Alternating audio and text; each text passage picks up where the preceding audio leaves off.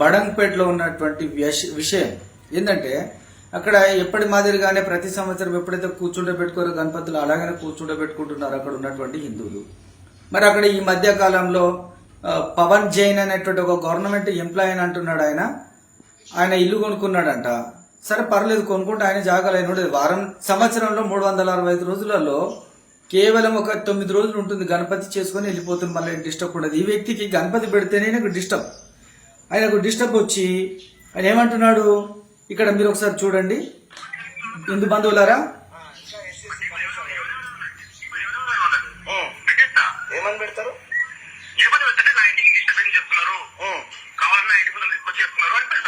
అంటే మీరు వచ్చి ఖాళీలో మాట్లాడరు, వద్దని అబ్జెక్షన్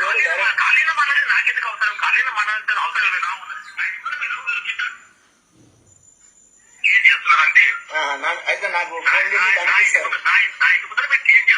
అదేనే నాకు ఖాళీ ఫోన్ చేసి కనిపిస్తారు. చూడండి, ఇక్కడ విషయం అర్థమైంది కదా, ఎంత భయంకరమైనటువంటి పరిస్థితి నెలకొల్పుతున్నాడు. హిందువుల పట్ల ఏమి అన్యాయం చేశామయ్యా మీ అందరికి? మీ ధర్మాల జోలికి రావట్లేదు కదా. మా హిందువులము మేము హాయిగా ఉంటున్నాం కదా, సంవత్సరం ఏదో కార్యక్రమం చేసుకుంటున్నాం. నువ్వు ఇల్లు కొనుక్కున్నావు ఏమనంటే ఇంకొక విషయం. చూడండి,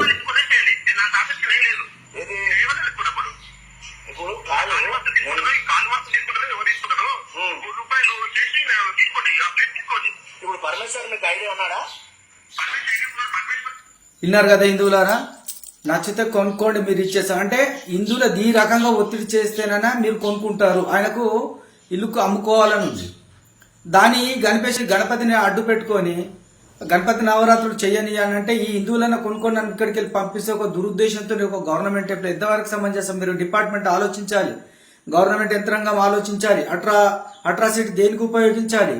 ఇటువంటి అనామకులు, మూర్ఖులు, దుర్మార్గులైనటువంటి వాళ్ళు ఎస్సీ ఎస్టీ కేసుని ఇతరుల అమాయకులైనటువంటి జనం మీద ప్రయోగించి ఇది హింసించడం, బాధలు పెట్టేది ఎంతవరకు సమంజసం? ఇది ఆలోచించండి. డిపార్ట్మెంట్ కూడా ఆలోచించాలి. అట్రాసిటీ కేసు ఫైల్ చేస్తున్నట్టు పోలీసు యంత్రాంగం అంతా కూడా ఆలోచించాలి. ఇటువంటి వాళ్ళ ద్వారా మీరు తలకొకండి. మీ ధర్మం మీరు ఆచరిస్తే మీకు గౌరవం ఇస్తారా పోలీసు వాళ్ళకు? మీరు హిందువుల పట్ల పోలీసు వాళ్ళు ఎట్లా పక్షపాతం వ్యవహరిస్తారు? మీరు కేసు చేసి కూడా పట్టించుకోవట్లేదు. హిందువులారా మీరే మారండి. ఈ యంత్రాంగం మన హిందువుల పట్ల చిన్న చులకనగా పోలీసు యంత్రాంగం ప్రవర్తిస్తూ ఉంది, గవర్నమెంట్ కూడా ప్రవర్తిస్తూ ఉంది. హిందువులని చులకన చేస్తున్నారు. ఎందుకు? ఇలాంటి శాంతి కాముకులు కదా. మనం ఇతరులకు ధ్వంసాలము కొట్టడం, తిట్టడం చేయం కదా. వాళ్ళు చేస్తున్నారు కాబట్టి వాళ్ళ కొమ్ము కాస్తున్నది ఈరోజు డిపార్ట్మెంట్. కాబట్టి హిందువులమే మారాలి, మనం మారాలి. మేల్కోండి హిందువులారా, మేల్కోండి.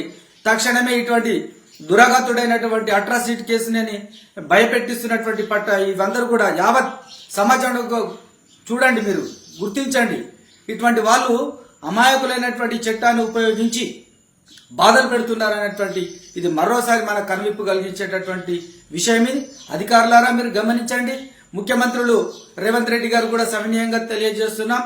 దీని పట్ల ఏదైతే చట్టం ఉందో, అట్రాసిటీ ఏదైతే కేసు ఉందో, ఎస్టీ గణేసిదండి. అది చిన్న విషయాన్ని ఆ కేసు ఫైల్ చేసి మీ అందరినీ ముప్పు తిప్పలు పెడతానని హెచ్చరిస్తున్న వాటి పట్ల సరైనటువంటి గుణపాఠాన్ని మీరందరూ డిపార్ట్మెంట్ చర్యలు తీసుకొని గుణపాఠం జరగాలి.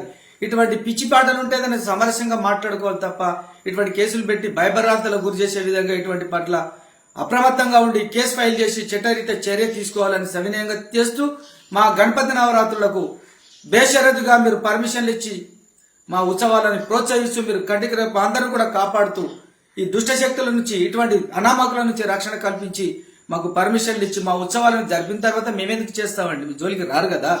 మేము అమాయకులమండి, మేమేమీ అనట్లేదు.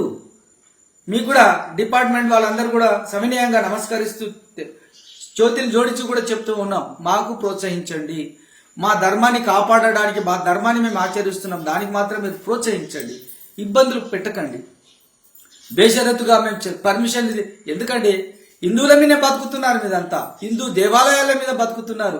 మీ బతికే హిందువుల మీదనే బతుకుతున్న సంగతి మీరు మర్చిపోకండి.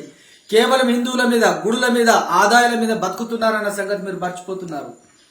హిందువులు వేసే డబ్బుల ద్వారా మీరు బతుకుతున్నారు. మీ ధర్మం మీరు ఆలోచించండి. అటువంటి మీకు పొట్ట బట్టకు నిల్వ నీడిస్తున్నటువంటి హిందూ ధర్మాన్ని చులకన చేసి దాన్నే కొడుతున్నారు, మీరు దాన్ని బాధ పెడుతున్నారు అని తెలియజేస్తూ మీరు మారండి. అన్ని ధర్మాలుగా సమానంగా చూడండి. మా గణపతి నవరాత్రులకు మీరు అన్ని రకాలుగా పర్మిషన్లు ఇచ్చి మీరే దగ్గరుండి ఇవన్నీ చూస్తూ ఇటువంటి మూర్ఖులు దుర్మార్గులైనటువంటి వాళ్ళని కఠినంగా శిక్షించాలని అట్రాసిటీ ఏదైతే ఉందో ఎస్సీ ఎస్టీ కేసు చిన్న చిన్న విషయాలకు అమాయకులైనటువంటి వాళ్ళని బలి చేస్తున్నారన్న సంగతి మరొకసారి మీకు గుర్తు చేస్తూ మీరు తక్షణమే ఈ వ్యక్తి మీద కేసు ఫైల్ చేయాలని, ఇటువంటి వ్యక్తులు మీరు అందరూ కూడా ఖండించాలి. రేపు భవిష్యత్తులో ఈ చట్టానికి విలువ కూడా ఉండదు. గవర్నమెంట్ కూడా తొలగించాల్సిన పరిస్థితి కూడా తీసుకొచ్చుకుంటున్నారు. కాబట్టి హర హర మహాదేవ్, హర హర మహాదేవ్.